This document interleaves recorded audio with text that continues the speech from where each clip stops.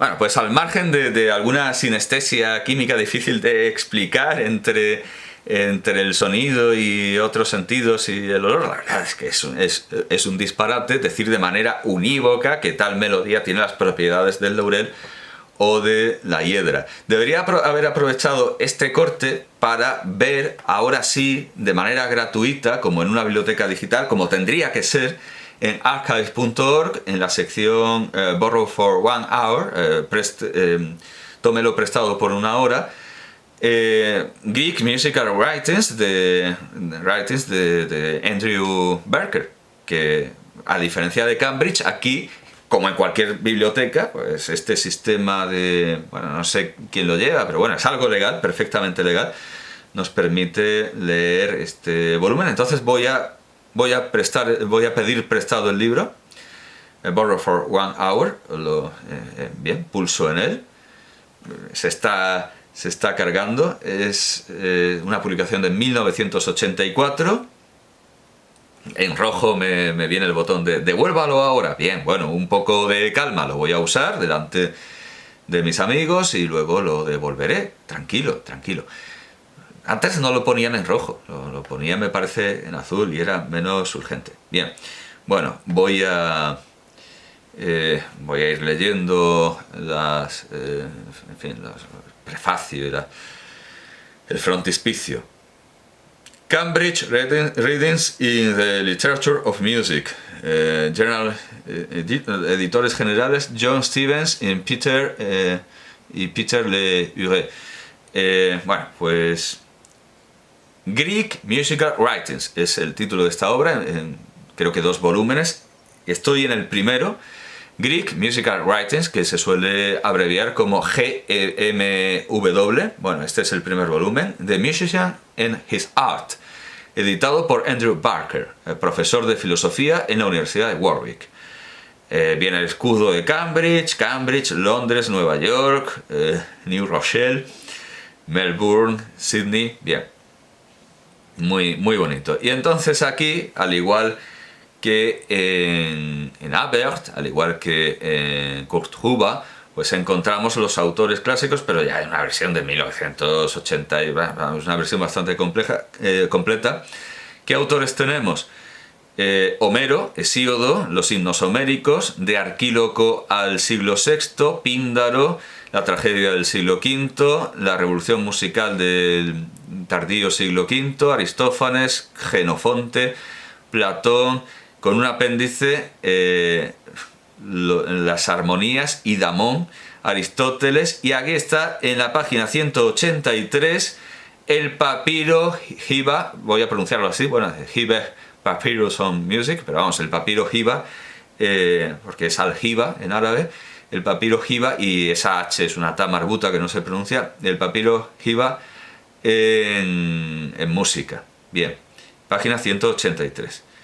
Lo único que tengo que buscar es en el buscador interno, Hiba, y en la página, bueno, sale en la página 4, que es el índice, en la página 183, pues me lleva ahí directamente, con una facilidad pasmosa, que puedo hacerlo en directo. Hace un segundo estaba cerrada la entrada porque no lo había prestado, y ahora lo puedo leer con total tranquilidad. Bien, pues hay una nota que nos remite a la publicación que acabamos de leer de 1906, Grenfell Hunt, es la primera. Grenfell y Hunt es la primera edición de 1906, aunque el papiro se descubre en 1902, y empieza diciendo Andrew Barker: la fecha de este fragmento breve es incierta. El papiro en sí pertenece, o sea, sí sabemos la fecha material del papiro, el papiro como soporte físico. Pertenece a la mitad del siglo III antes de Cristo. Pero se ha arguido que sus contenidos pueden ser como un siglo, por lo menos un siglo anteriores. El caso, o sea, la razón para datarlo tan pronto es la que sigue. Primero, su estilo ha sido identificado como isocrático. pero perteneciente a una fase temprana en el desarrollo de ese estilo, que podría haber tenido lugar entre 390 a.C. y para eso cita Koener, Die Hybride über die Musik. En 1999 ya tenía hasta adjetivo, Hybride, el discurso hibeico, Hybride. El discurso sobre la música. Publicado esto, Koener lo publica en Hermes en 1909. O sea, bastante... O sea, sí, estaban atentos, pero no tanto como Abert, que ya en 1906 se entusiasmó por este hallazgo, a pesar de que ya estaba estudiando la música medieval. En segundo lugar, la sugerencia que se saca de la columna segunda, líneas cuarta a quinta, de que el género enarmónico se usaba generalmente en la tragedia antes de Aristóxeno, en cuyo tiempo este género se acercaba a su extinción. Esto también se ha dicho en 1906. Y citan a Plutarco, Cuestiones conviviales, 781. O sea, que parece que no es el pseudo Plutarco de música. En tercer lugar, Anderson ha arguido en Ethos in Education que la columna segunda, línea 13, se refiere a los bancos de madera para espectadores en el Teatro de Atenas, que fueron reemplazados, esto es un dato material estupendo, que fueron reemplazados por bancos de piedra a mediados del siglo IV. De estos argumentos, el primero debe ser contemplado como no probatorio y el tercero es descrito por el propio Anderson como una tentativa, porque claro, se puede seguir hablando del banco de madera en sentido figurado, como tantísimas otras cosas que han dejado de ser lo que son, pero bueno, incluso en las propias columnas que tienen acanaladuras, esas acanaladuras servían para que la madera no se rajara. No tiene ningún sentido que una columna de piedra tenga acanaladuras, pero es evidentemente la pervivencia de un uso e igualmente puede perdurar no solo un uso técnico como hacer acanaladuras en la columna para evitar que con la dilatación y contracción por el calor y el frío se resquebraje, igual que se mantiene un uso técnico se puede mantener la palabra cuando la realidad ha cambiado. Así que, bueno, a mí me parece un buen argumento, desde luego, a mí me parece un buen argumento que los bancos ya fueran de piedra, pero bueno, aunque a mí no me ha parecido ver por ningún lado la referencia a los bancos de madera, o bueno, que esa es otra, pero bueno. Lo que asegura que se hace hoy día, cuando la gente intenta practicar el género enarmónico, es que siguen los intervalos incorrectamente y se aproximan a una forma cromática. Todo esto es lo que dice Aristóxeno, que eso a lo mejor me lo he saltado, que Aristóxeno dice eso, que cuando se intenta practicar el género enarmónico se acaba cayendo en lo cromático.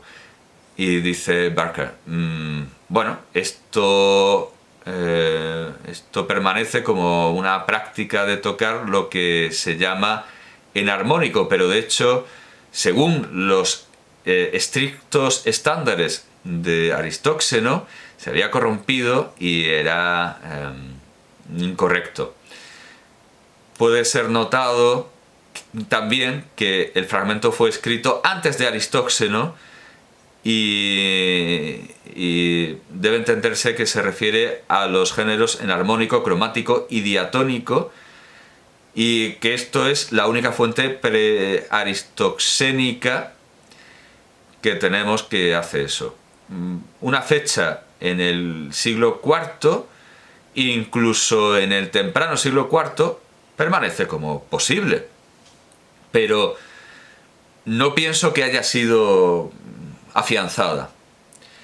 Bueno, Vale, pues al final lo que vamos a hacer es llamarlos pseudo hippias o como hacen en 1906, hippias, y le ponen un signo de interrogación. Sé perfectamente por lo que he podido leer en los brevísimos resúmenes que ahora la tendencia es todo lo contrario, es a retrasarlo. Bueno, de hecho, vamos a ver el artículo de Francesco Pelosi, que es el más moderno, a ver si nos da alguna pista sobre la fecha. A ver si pero nos estamos fijando en el resumen, porque es que otra cosa... La oración preservada, dice Francesco Pelosi, en el papiro Gibet 1.13 consiste en un afilado ataque contra los autoproclamados harmonicoi, aunque la importancia del discurso para el conocimiento de la cultura musical de la antigua Grecia se ha reconocido ampliamente, el papel de esta polémica en la filosofía antigua y en el juego entre la música y la filosofía debería ser definido más propiamente. Sí, bueno, aquí está lo que nos interesa. La datación que se da en 2015 supone que el texto es una parte significante del debate de la noción de tecne en el siglo V y IV antes de Cristo. O sea que si nos apuramos incluso podríamos remitirlo a problemas del siglo IV. Entonces, del siglo V, perdón, del siglo V. Entonces, lo que propone... Solo tengo una hora para ver este texto y acabo de pasar una página accidentalmente. Entonces, si en 2015 se dice que los problemas pueden ser perfectamente del siglo V, aunque el papiro físicamente sea del siglo III, de la mitad del siglo III, podemos, yo creo, cotejando lo que se pensaba en 1906, en 1984, en 2000 y 2015, creo que podemos sin ningún problema darle como fecha el siglo IV. El siglo IV. E incluso dice Barker, el temprano siglo IV, a principios del siglo IV, o sea, ya que si nos metemos efectivamente como Pelosi en el siglo V. Entonces yo creo que voy sin ningún problema a atribuirlo a Hipias, y luego si consideramos lo que pueden ser fragmentos auténticos de Hipias y la biografía de... Bueno, quizás sea un poco excesivo decir que es un discurso de Hipias contra Damón, pero es muy verosímil, muy probable. Además parece esto un libro importante. Voy a seguir la edición de 1906 y la opinión de Blas, y sí, voy a poner Hipias entre signos de interrogación, porque soy español, tengo dos signos de interrogación, ellos solo uno. Bueno, sí, no, uno solo, con uno solo basta. Y luego ya, si encuentro fragmentos que se pueden atribuir a Hipias, pues lo meto. Pero esto sí, se puede atribuir no solo al siglo en el que Barker no tiene ningún problema, sino que se puede atribuir a Hipias. ¿Por qué no? La pieza, sigue diciendo Barker, es un extracto de un discurso. No sabemos nada de las circunstancias de su declamación. Contiene,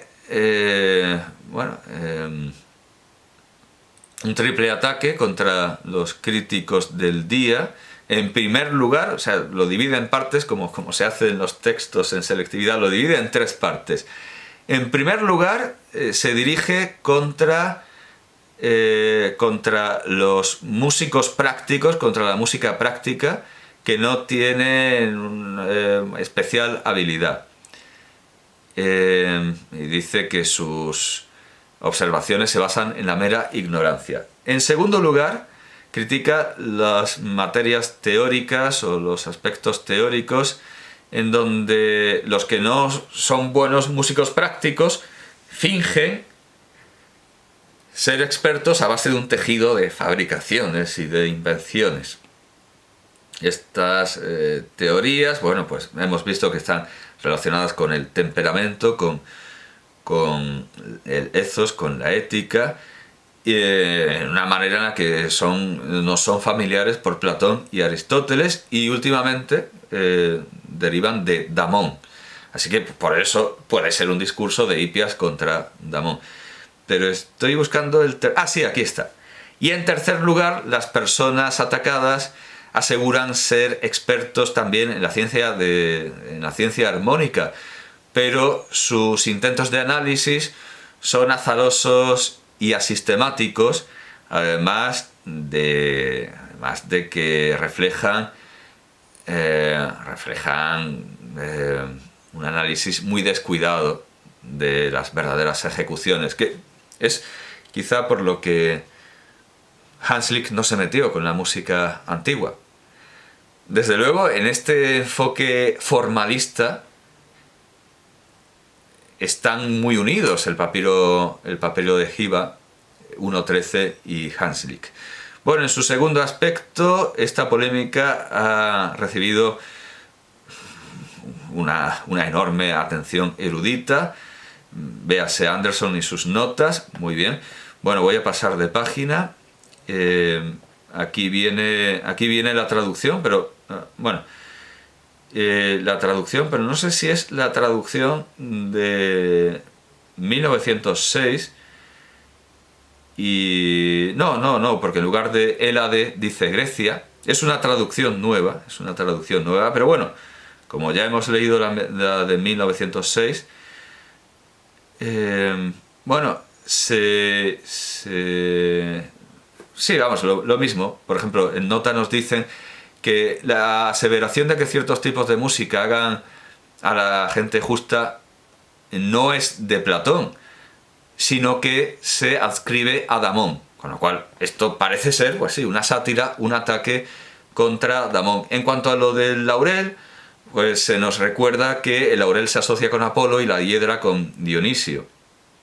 La clasificación refleja una diferencia entre un estilo más sobrio y controlado y una música emocional y extática. Vamos, que esto no es como lo del algarrobo que huele a esperma y la música de Falla también, no es una sinestesia modernista, sino que parece una ridiculización, o le parece a Barker, una ridiculización de algo que tanto éxito tiene en la musicología nietzscheana, en la idea de Nietzsche, del espíritu dionisíaco, la hiedra, contra el espíritu apolíneo, el laurel. No sé si eso lo anotan en 1906. No, son notas filológicas. Solo son notas filológicas. No llegan a esa asociación. O eso parece, no llegan a esa asociación. Bien, pues estoy comprobando. No, son solo notas filológicas, que ya bastante había con transcribir correctamente un texto tan hecho polvo como este. Sí, no comentan nada de la hiedra y... Bien, pues hemos leído una obra íntegra, porque es todo lo que queda de ella, y es una obra, desde luego, muy importante y que es un antecedente del formalismo de Hanslick.